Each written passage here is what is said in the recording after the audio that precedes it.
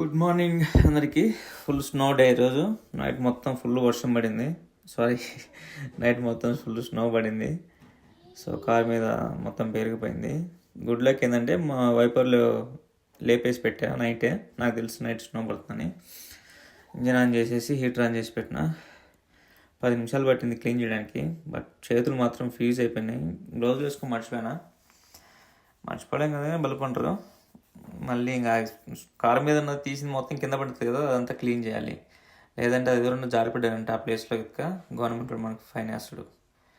తోలు తీరిపోయింది బాబు, చేతులు అయితే ఫ్రీజ్ అయిపోయినాయి. రోడ్లు మాత్రం విపరీతంగా జారుతుంది. టైర్లు వింటర్ టైర్లు అయినా కానీ చూసిరా స్నో ఎంత ఫుల్గా ఉందో.